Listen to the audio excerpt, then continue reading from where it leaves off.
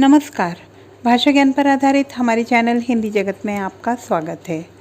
आज के हमारे वीडियो का विषय है नाटक लिखने का व्याकरण, जिसे कक्षा 12वीं की पाठ्य पुस्तक अभिव्यक्ति और माध्यम से लिया गया है। बच्चों, नाटक के सामान्य परिचय की बात करें तो संस्कृत के नट धातु से नाटक शब्द की उत्पत्ति हुई है। नाटक की परंपरा हजारों वर्ष पुरानी है, परंतु प्रामाणिक आधार पर बात करें तो 19वीं सदी से इसका जन्म माना जाता है।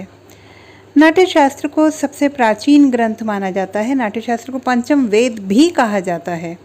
सबसे पहले भारत में ही नाट्यशास्त्र की रचना हुई। अगर परिभाषित रूप में बात करें तो रंगमंच के माध्यम से जीवन के यथार्थ को प्रस्तुत करने की कला ही नाटक है। नाटक लिखित रूप से दृश्यता की ओर अग्रसर होता हुआ विशेष स्वरूप धारण करता है। इसी कारण भारतीय परंपरा में नाटक को दृश्य काव्य की संज्ञा दी गई है। यूँ तो नाटक के विषय में कहने सुनने को हमारे पास बहुत कुछ है, परंतु आज हम आपके पाठ्यक्रम में सम्मिलित कुछ विशेष बिंदुओं पर बात करेंगे, जैसे नाटक और अन्य विधाएं, नाटक में समय का बंधन, नाटक के तत्व, नाटक के विषय, नाटक में स्वीकार एवं अस्वीकार की अवधारणा तथा नाटक की शिल्प संरचना। तो चलिए देखते हैं नाटक क्या है और नाटक की अन्य विधाओं के साथ किस तरह इसका संबंध है। बच्चों, साहित्य की अनेक विधाएं हैं, जैसे कविता, कहानी, उपन्यास, यात्रा वृत्तांत या संस्मरण आदि। इन्हीं की तरह नाटक भी साहित्य की एक विधा है, जो कि अपनी कुछ विशेष तथ्यों के कारण, अपनी कुछ विशेषताओं के कारण बाकी अन्य विधाओं से बिल्कुल अलग माना जाता है। जहाँ साहित्य की विधाएं अपने लिखित रूप में अपने अंतिम रूप को प्राप्त कर लेती हैं, वहीं नाटक जो है अपने लिखित रूप में सिर्फ एक आयामी ही होता है। जब उस नाटक का मंचन होता है तब जाकर उसमें कहीं संपूर्णता आती है। यानी कि हम संक्षिप्त रूप में कह सकते हैं कि साहित्य की अन्य विधाएं पढ़ने या सुनने तक सीमित रह जाती हैं, परंतु नाटक जो है अपने पढ़ने सुनने के साथ साथ दर्शन के तत्व को भी समेटे हुए होता है। अब बात करते हैं नाटक में समय के बंधन की। तो बच्चों, समय का बंधन नाटक की एक मूल विशेषता है। इसका नाटक पर पूरा असर पड़ता है। नाटककार को हमेशा इस बात को ध्यान में रखना पड़ता है कि वह नाटक को शुरू से लेकर अंत तक एक निश्चित समय सीमा में ही पूरा करे। नाटककार अपनी रचना को चाहे भूतकाल से उठाए या भविष्य काल से ले, लेकिन उसे नाटक का संयोजन जो है वर्तमान काल में ही करना पड़ता है। नाटक के मंच निर्देश भी हमेशा वर्तमान काल में ही लिखे जाते हैं। यानी किसी ऐतिहासिक या पौराणिक घटना को कहानी, उपन्यास या कविता में उसके मूल संदर्भ में उसी काल में रखकर भी पाठ किया जा सकता है, परंतु नाटक में उसे वर्तमान काल में, यानी कि हमारी आंखों के सामने ही एक बार फिर से घटित होना पड़ता है।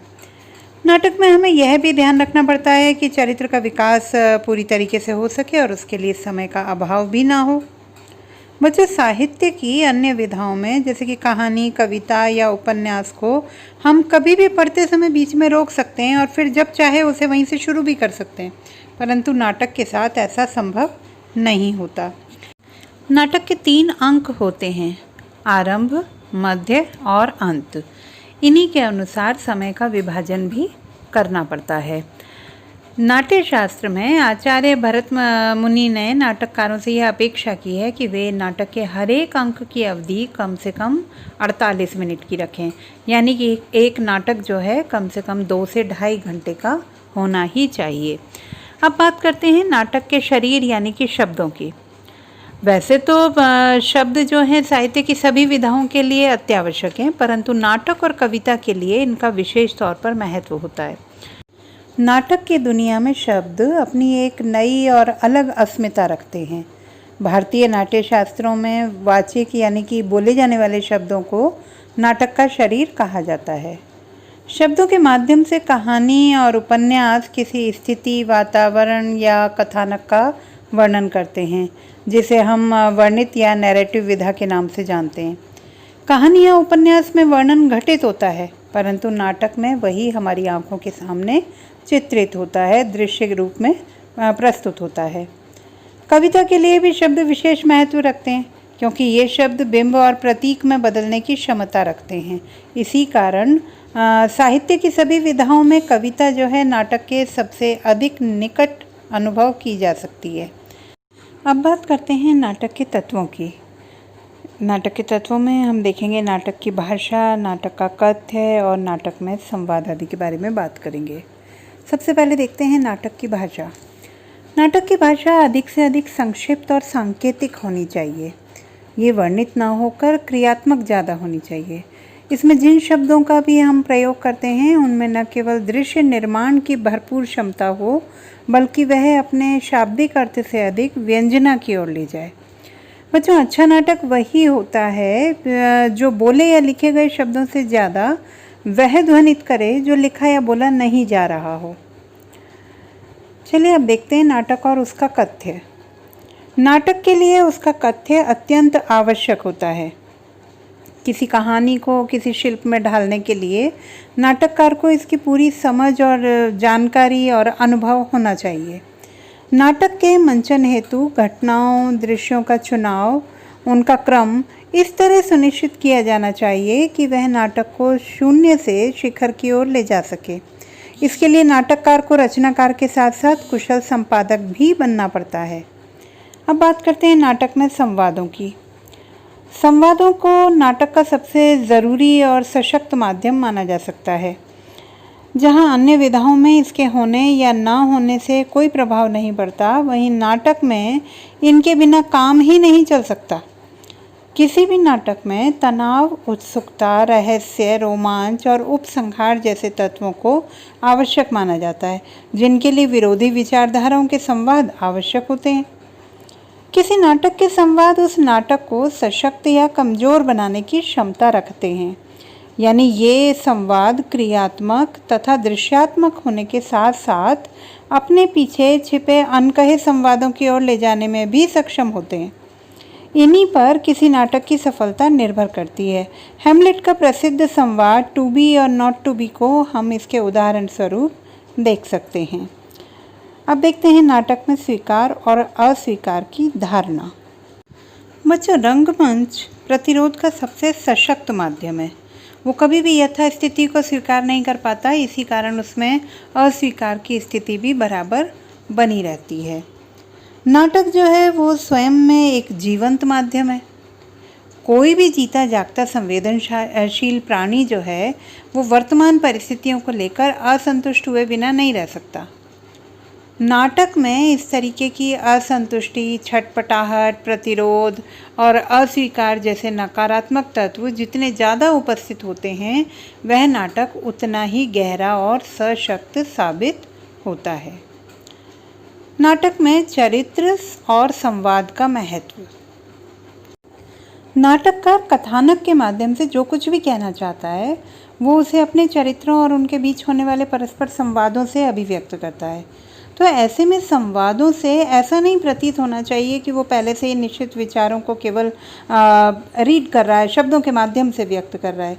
यानी कि संवाद जो है बनावटी ना होकर जीवंत हों और स्वाभाविक हों। ऐसा कतई नहीं है कि ये संवाद सरल और सहज होने पर ही दर्शकों के मर्म को प्रभावित कर सकेंगे। स्थिति और परिवेश की मांग के अनुसार यदि संवाद तत्सम और क्लिष्ट भाषा में भी हो तो भी दर्शकों तक संप्रेक्षित होने में कोई मुश्किल नहीं होती। ये बिल्कुल स्वाभाविक ही जान पड़ते हैं।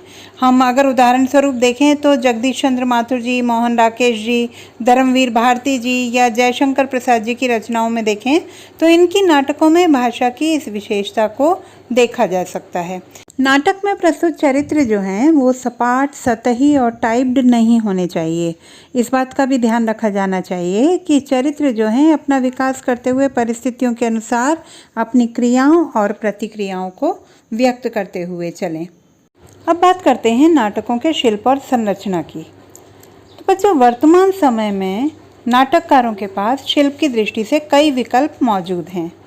अभिज्ञान शकुंतलम जैसे नाटकों का ढांचा है जिन्हें हम शास्त्रीय नाटक के अंतर्गत रखते हैं। तो लोक नाटकों में तो सब कुछ मौखिक प्रक्रिया के अंतर्गत ही घटित हो जाता है। यथार्थवादी नाटक हैं, नुक्कड़ नाटक हैं। पारसी नाटकों का शिल्प शेर व शायरी, गीत संगीत और अतिरंजित शब्दों पर आधारित होता है। ये नाटककारों को देखना होता है कि इनमें से किसी शैली विशेष को चुनें या फिर इनके मिश्रण से कोई नई शैली निर्मित कर लें अथवा इन सबको छोड़कर कोई नई शैली गढ़ लें। हालांकि कथ्य अपना शिल्प स्वयं निर्धारित कर लेता है, परंतु पहले से तय शिल्प में किसी कहानी को बिठा पाना कठिन होता है। तो बच्चों, ये था हमारा पाठ नाटक लिखने का व्याकरण। आशा करती हूँ आपने इसे भली भांति समझा होगा। आइए अब देखते हैं इस पाठ पर आधारित कुछ प्रश्न और इसके पश्चात हम देखेंगे कुछ अन्य महत्वपूर्ण प्रश्न जो कि परीक्षा की दृष्टि से अत्यंत उपयोगी हैं। प्रश्न 1। नाटक की कहानी बेशक भूतकाल या भविष्यकाल से संबद्ध हो, तब भी उसे वर्तमान काल में ही घटित होना पड़ता है। इस धारणा के पीछे क्या कारण हो सकते हैं? उत्तर। नाटक की कहानी भले ही भूतकाल या भविष्यकाल से संबद्ध हो, तब भी उसे वर्तमान काल में ही घटित होना पड़ता है। इस धारणा के पीछे निम्नलिखित कारण हो सकते हैं। नाटक साहित्य की अन्य विधाओं से अलग एक दृश्य विधा है, जिसमें हम भूतकाल और भविष्यकाल की घटनाओं को मंच पर वर्तमान में घटित होते हुए देखते हैं। घटना चाहे ऐतिहासिक हो या पौराणिक, कविता या उपन्यास के रूप में उसे पढ़ा सुना तो जा सकता है, लेकिन वर्तमान काल में उसे हम घटित होते हुए नहीं देख सकते। प्रश्न 2। संवाद चाहे कितने भी तत्सम और क्लिष्ट भाषा में क्यों न लिखे गए हों, स्थिति और परिवेश की मांग के अनुसार यदि वे स्वाभाविक जान पड़ते हैं तो उनके दर्शक तक संप्रेषित होने में कोई मुश्किल नहीं है। क्या आप इससे सहमत हैं? पक्ष या विपक्ष में तर्क दें। जी हाँ, मैं इस तथ्य से पूरी तरह सहमत हूँ, क्योंकि नाटक स्वयं में एक जीवंत माध्यम है। नाटककार नाटक के कथानक के माध्यम से जो कुछ कहना चाहता है, उसे वह नाटक के पात्रों के बीच होने वाले संवादों से ही अभिव्यक्त करता है। अतः संवाद जितने सहज, सरल और स्वाभाविक होंगे, उतने ही दर्शकों के मर्म को स्पर्श कर सकेंगे। ऐसे संवाद क्लिष्ट और तत्सम शब्दावली युक्त होने पर भी स्वाभाविक लगते हैं। उदाहरण स्वरूप, कुंभकर्ण रावण से कहता है, हे मूर्ख रावण, साक्षात जगत जननी जगदम्बा का हरण करने के पश्चात तुम अपना कल्याण चाहते हो। यहाँ साक्षात और जगत जननी जैसे शब्दों के अर्थ न जानते हुए भी दर्शक उन्हें सहजता से समझ जाते हैं। आइए अब देखते हैं कुछ महत्वपूर्ण प्रश्न। प्रश्न 1। साहित्य की अन्य विधाओं और नाटक में अंतर बताइए। साहित्य की अन्य विधाएं वर्णित विधा के अंतर्गत आती हैं, जबकि नाटक दृश्य काव्य के अंतर्गत गिना जाता है। साहित्य की विधाएं जहां अपने लिखित रूप में एक निश्चित और अंतिम रूप को प्राप्त कर लेती हैं, वहीं नाटक अपने लिखित रूप में एक आयामी होता है। जब उस नाटक का मंचन किया जाता है, तभी उसमें संपूर्णता आती है। साहित्य की अन्य विधाएं यानी कि कहानी, उपन्यास या कविता आदि को हम कभी भी पढ़ते या सुनते हुए बीच में रोक सकते हैं और अपनी इच्छानुसार उसे फिर प्रारंभ कर सकते हैं, परंतु नाटक का कोई भाग देखकर शेष भाग बाद में नहीं देखा जा सकता। प्रश्न 2। नाटक लिखते समय नाटककार को मूल रूप से किस बात का ध्यान रखना पड़ता है? नाटक लिखते समय नाटककार को इसकी मूल विशेषता समय के बंधन का ध्यान रखना होता है, अर्थात नाटक एक समय सीमा के भीतर ही पूरा हो जाने वाला होना चाहिए। प्रश्न 3। वर्णित विधा से आप क्या समझते हैं? कहानी तथा उपन्यास को वर्णित या नैरेटिव विधा क्यों कहा जाता है? वर्णित विधा से तात्पर्य है जहाँ किसी घटना या दृश्य को वर्णन के माध्यम से प्रस्तुत किया जाए। कहानी और उपन्यास को वर्णित या नैरेटिव विधा इसलिए कहा जाता है क्योंकि कहानी और उपन्यास शब्दों के माध्यम से किसी स्थिति, वातावरण या कथानक का विस्तार पूर्वक वर्णन करते हैं और उसका अधिकाधिक चित्रण करते हैं। प्रश्न 4। किस विधा को नाटक के निकट माना जाता है और क्यों? साहित्यिक विधाओं में कविता को नाटक के सबसे अधिक निकट माना जाता है क्योंकि कविता के शब्द बिंब और प्रतीक में बदलने की क्षमता रखते हैं। प्रश्न 5। नाटक की भाषा संबंधी विशेषताओं पर प्रकाश डालिए। नाटक की भाषा अधिक से अधिक संक्षिप्त और सांकेतिक होनी चाहिए। यह अपने आप में वर्णित न होकर क्रियात्मक हो। इसमें दृश्यों को बनाने की भरपूर क्षमता हो। वह अपने शाब्दिक अर्थ से अधिक व्यंजना से परिपूर्ण हो। प्रश्न 6, पारसी नाटकों के शिल्प की क्या विशेषता होती है? पारसी नाटकों का अपना एक अलग शिल्प होता है। यह शेर व शायरी, गीत संगीत, अतिरंजित संवादों पर आधारित होता है। प्रश्न 7, रंगमंच को प्रतिरोध का सबसे सशक्त माध्यम माना गया है, क्यों? नाटक स्वयं में जीवंत माध्यम होते हैं और ऐसे में जब दो चरित्र परस्पर मिलते हैं तो विचारों के आदान प्रदान में टकराहट स्वाभाविक है। इसी कारण रंगमंच प्रतिरोध का सबसे सशक्त माध्यम माना जाता है। प्रश्न 8, नाटक को सशक्त बनाने वाले तत्व कौन कौन से हैं? नाटक को सशक्त बनाने वाले तत्वों में असंतुष्टि, छटपटाहट, प्रतिशोध और अस्वीकार्य जैसे नकारात्मक तत्व प्रमुख हैं।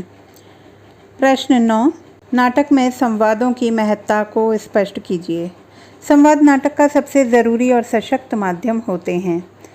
नाटक में तनाव, उत्सुकता, रहस्य, रोमांच जैसे आवश्यक अनिवार्य तत्वों के लिए आपस में विरोधी विचारधाराओं का संवाद ज़रूरी होता है।